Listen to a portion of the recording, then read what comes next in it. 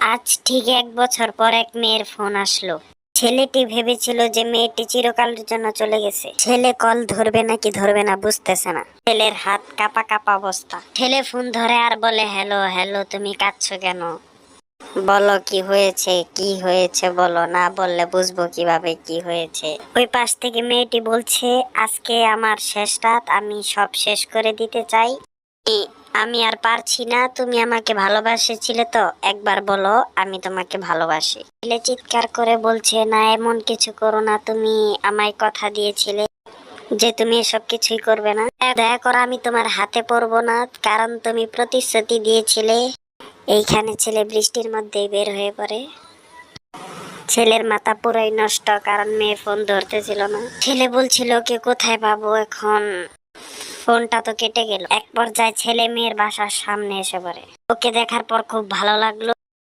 ও দৌড়ে ভিতরে চলে গেল। ওর ফোনটা বিছানায় পড়েছিল, আর একটা চিঠি পেলাম। চিঠিতে লেখা, বাঁচতে চাই না, হ্যান ত্যান আরো কত কিছু যে লেখা। সত্যি বলতে চিঠিতে লেখা ছিল, তুমি আসলে আমি বাঁচবো, আর আমি বাঁচতে চাই না, হ্যান ত্যান। এখানে ছেলে মেয়েকে বলছে যে আমি এসে পড়েছি, সব ঠিক হয়ে যাবে, চিন্তার কিছুই নেই। তুমি এমন কেন করো, আমি তো ভয় পেয়ে গেছিলাম।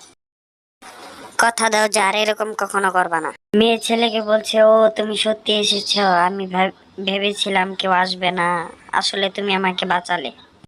এই ঘটনা থেকে শিখলাম, প্রিয় মানুষের বা কারো ফোন আসলে ধরতে হয়। কখন কার কি হয় বলা যায় না, সুতরাং ফোন আসলে ধরা উচিত। ভিডিও ভালো লাগলে পাশেই থাকবেন, লাইক কমেন্ট শেয়ার করবেন।